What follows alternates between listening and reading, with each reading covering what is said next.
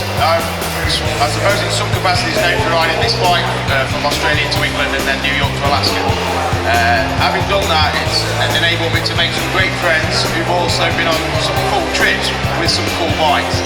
And it's allowed me to put together an exhibition of bikes that's designed to remind us that kind of the bike is irrelevant and you can do any trip on any bike.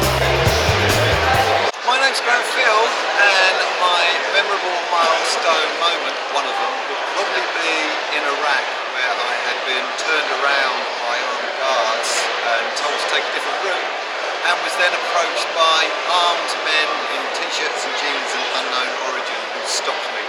When you're dealing with people like that, it's a scary memory milestone. I bought a KLR off eBay. It was 750 quid, that bike there. I did a 15,000 mile, 100-day trip, which took me through Kazakhstan, Mongolia, Siberia, and eventually South Korea. I wasn't concerned with what's the currency in Kazakhstan, what's the temperature in Mongolia, what's the road conditions in Siberia. All I was thinking is, where am I going to get petrol? Where am I going to have lunch? And on a day-to-day basis, that's how it occurs. Just like the books, just like any journey, it's just done day-to-day. And it was fine. On the road it was fine, but the build-up, a bit like before you come up and talk on stage. Once I'm here I'm all right, but no, I'm not coming up. Oh man.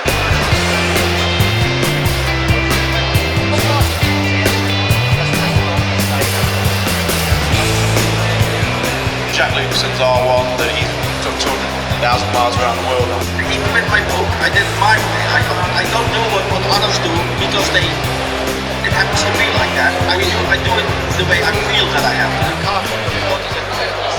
This is my memorable milestone. I was on a camping in South America and just got out of the shower. And there was a rich couple on a motorbike and said, man, this is amazing. How can you travel on an R1? You are absolutely crazy. Do you know you're crazy? I said, yes, I know. He said, but there was one guy, he was even more crazy than you are. He did it on a fire pit. I said, yes, that was me.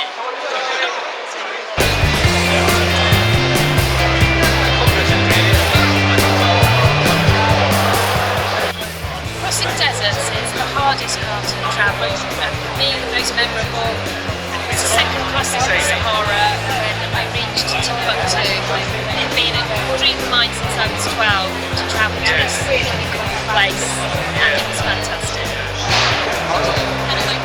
So your trip, effectively, let's summarise it, is 8 years around the world on the R80, 1991 R80 GS that we have there. Correct, that's right. Okay, tell us a little bit about the bike, first and foremost. Okay, she's pretty much a bog standard 1992 R80 GS.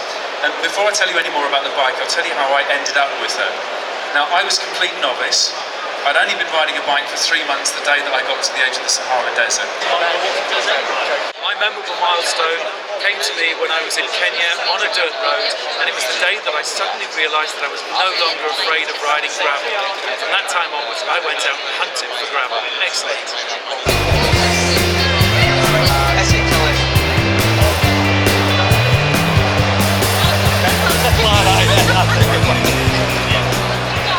But I have gone down another special route, which is adventure record breaking, I suppose.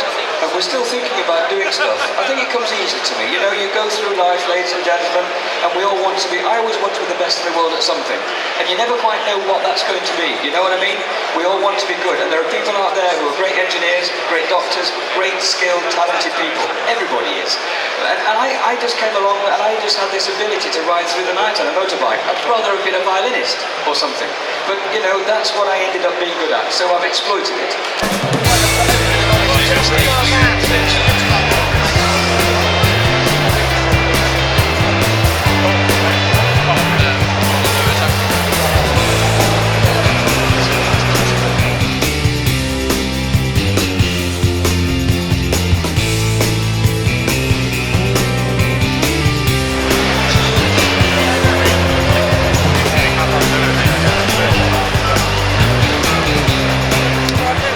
So what you're going to do is start walking around the bike. The side stands up, the centre stands up, and you're just getting familiar with the balance of the bike.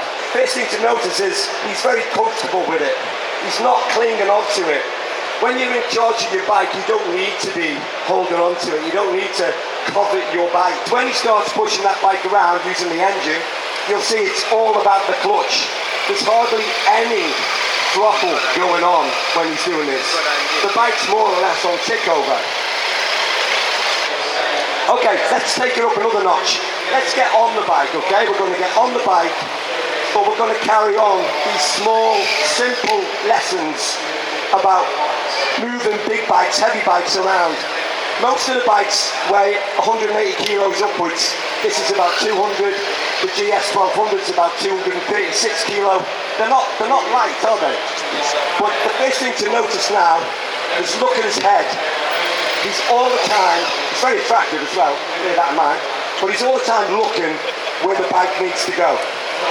The second thing, for those of you more observational, is his bum is now hanging over the edge of the bike, on the outside of the bike. He is leaning on the opposite way to the circle. The bike wants to fall down into the circle.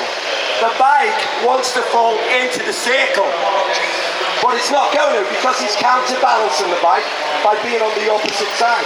So all of his body weight is on this outside peg here, and there's no weight at all on the inside peg. That's counterbalancing the bike. Sitting down on the bike, it's a lot harder for you to move your body weight around. So if we're telling you that body weight is so important, but it's difficult to move around when you're sitting on the bike, as soon as you stand up, you move your body weight so much easier. So for example, now, he's standing on the peg, he can move his body weight to the left, to the right, no problem at all, quite quickly. If he puts his body weight on the left-hand peg, the bike will go to the left. So you can steer the bike. If he puts his weight on the right hand, it will go to the right. That's steering the bike, mainly in an off-road scenario, but that's basically steering the bike. So, now what we're doing is, we're putting all them bits and pieces together. The turning the head the right way, the clutch control, feathering the clutch, or metering the clutch. We're putting the hips, look at the hips. Hips going on the outside, head turning in the right direction, no weight on the inside peg. Puts all them things together, comes up here, goes left here. Notice his left leg coming on and off there as he's distributing his body weight. Left, right, left, right.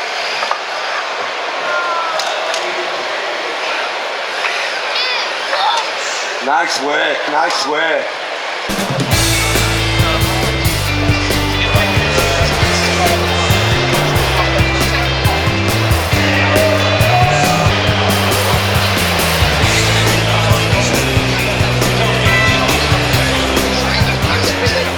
Motorcycle trip was born out of the fact that when we were in Siberia, that's a Homs. That's just outside Homs in Syria, which is now obviously completely destroyed. And that's a sad thing that we were lucky enough to go through Syria when it was a normal country. My memorable milestone was completing the Trans-America Trail on a homemade trike that only wanted to go right. He thought first it would be like Moving away from land into the deep Pacific Ocean. So I was lost here. But there was, it was as though they'd never ever been there. Like they'd swept the sand or something. There was no sign of them. But the best thing about it was I looked around where I was lying down, and in the sand there was a piece of cardboard that they'd stuck in the sand, and it just had "thank you" written on it, and I was like, oh, quality. Man's got to look darker for the ladies. I need a bit more length on mine. What's your name? Todd. Todd. 1D. My most memorable milestone, I would say, is reaching Skagway in Alaska and realising that I had had enough and I could quite happily go home and never ride my motorcycle again because I'd had enough. And that was so Skagway, Alaska for me. Yeah, great moment.